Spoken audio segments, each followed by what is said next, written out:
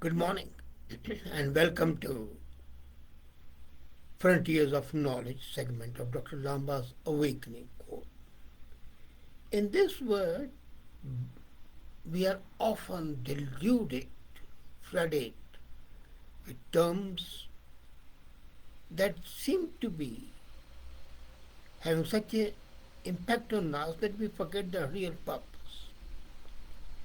The tragedy is that the buzzwords that surround us, both their concept are not understood, nor is there imperative need. Yoga and meditation are two such buzzwords. And a third is, of course, karma. I often see some Westerners use karma as something which is an animal which will come and bite you in the ass. The concept of meditation is exactly like that, a great concept, a buzzword, but its concept is not understood. Can you understand and can you visualize that meditation, which is supposed to bring the sublime, de-stressed being into action, has become a commercial venture which people are using? And the people galore, the so-called sadhus and sadgurus and swamis and industrialists turned yogis who talk of meditation, but they don't understand the whole meaning of it. I remember a story of Guru Nanak. He went to a masjid, a mosque, and the priest, the imam, told him, well, okay, you say that all religions are the same. Why don't you offer a namaz with us? And he said, I would do it. So he started reading namaz, reciting namaz, and after just a few seconds, he withdrew. He didn't go on.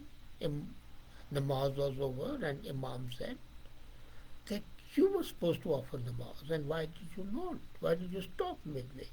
He said, well, simple reason, nobody was offering namaz. You yourself were more concerned with your cow, which has given birth to a calf in the morning, and you were thinking what's going to happen.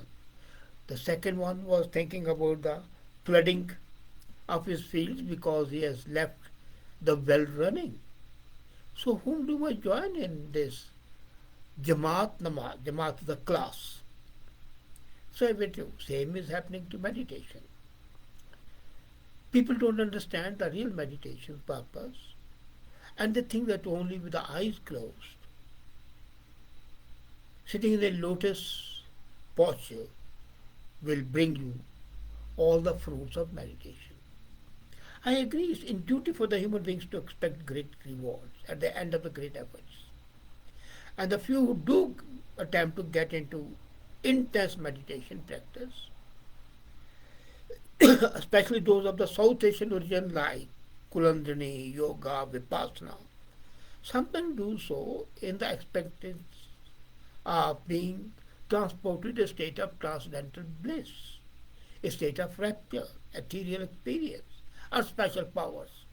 They think, well, if they undertake this lotus pose, eyes closed, reading deeds, meditate, they would have an experience which is out of the ordinary, and they will become great, powerful, rich.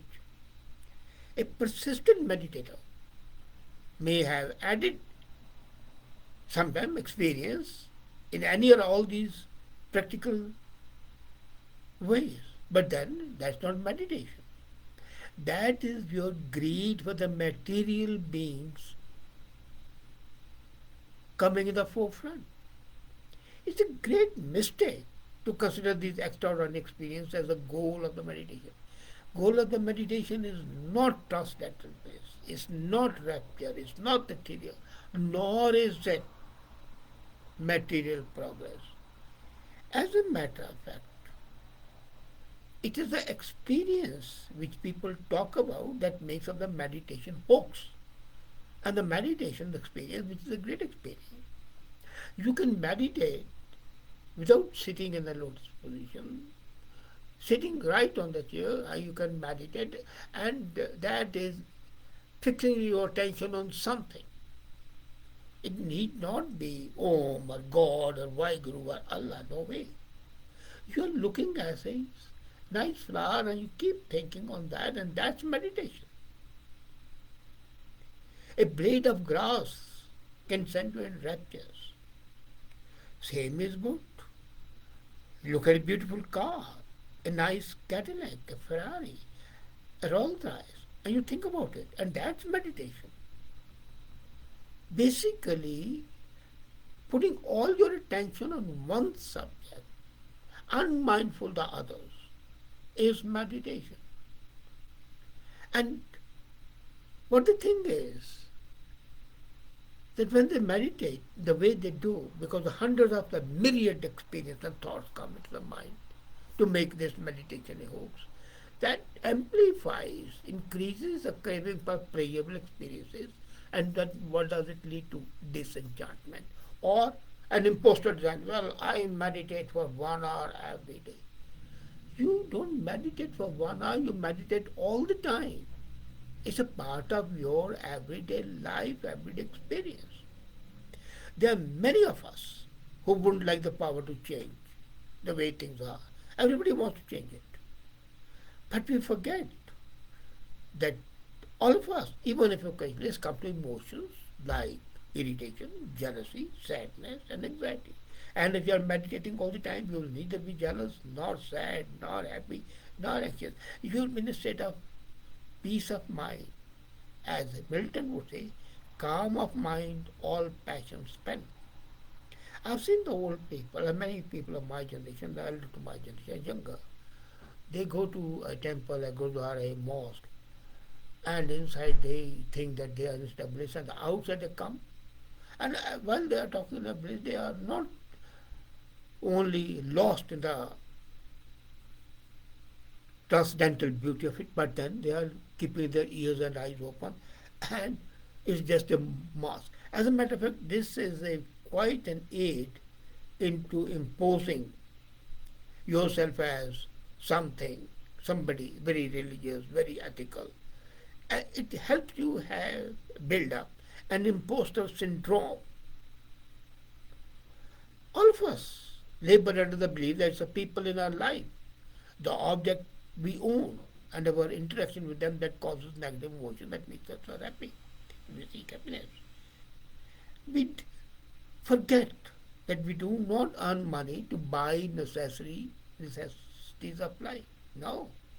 For us, it's meant to buy comforts and luxuries that can bring us happiness, either now or in future. And we conceive happiness as a dividend of external life. We pray and we meditate to get that happiness, not the happiness of mind. We hardly ever use meditation as a mode of de-stressing and bringing us in communion with the cosmos. We think that meditating for 1 hour is a panacea for all else. It's not. Meditation is something which has to become a part of your psyche, your habit, your existence. Now, it's a very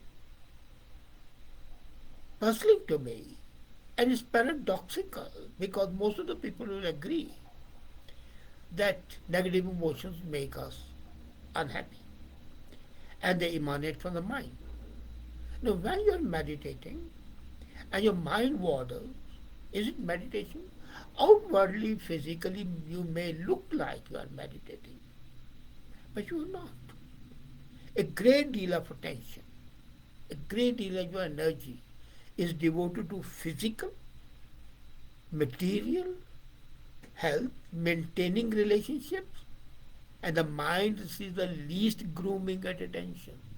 Meditation should be upliftment of mind, peace of mind, not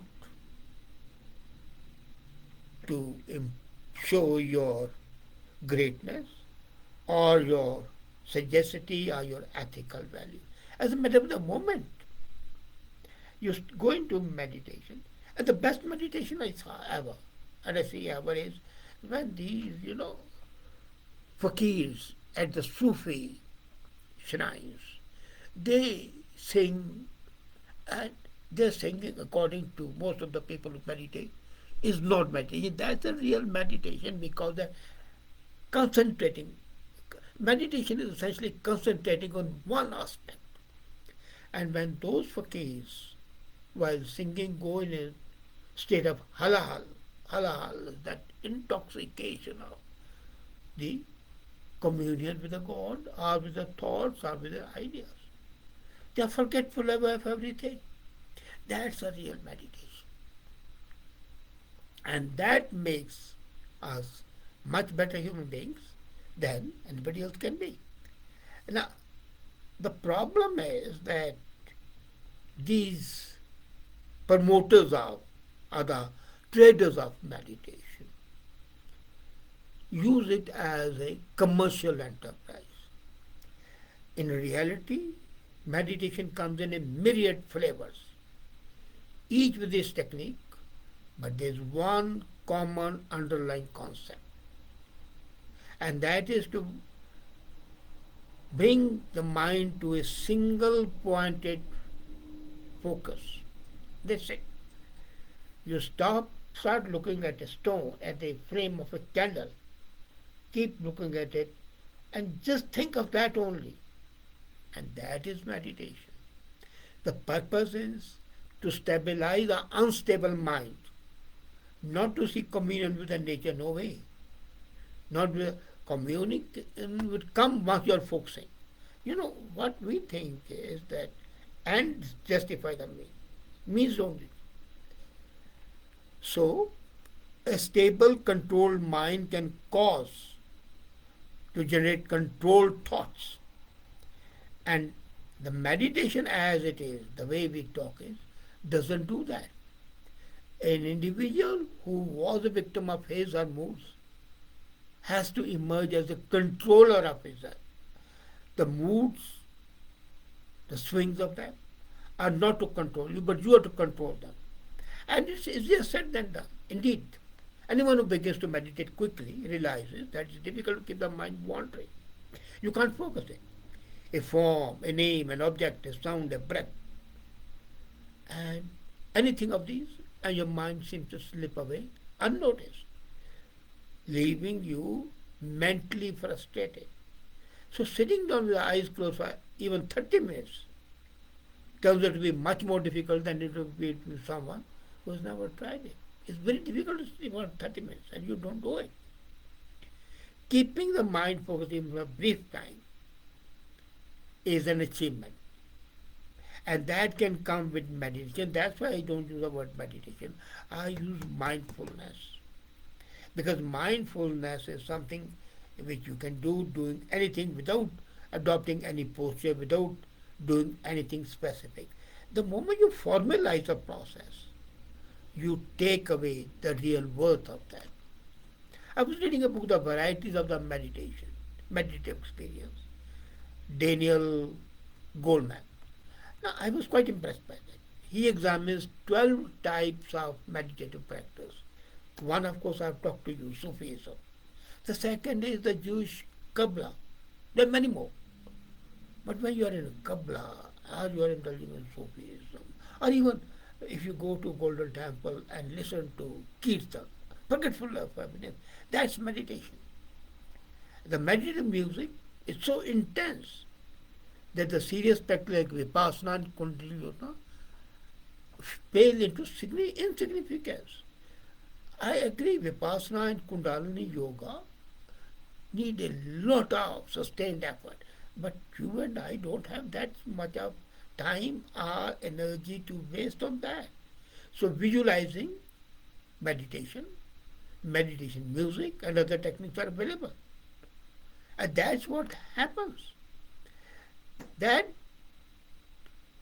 effort brings you a sense of peace and calm.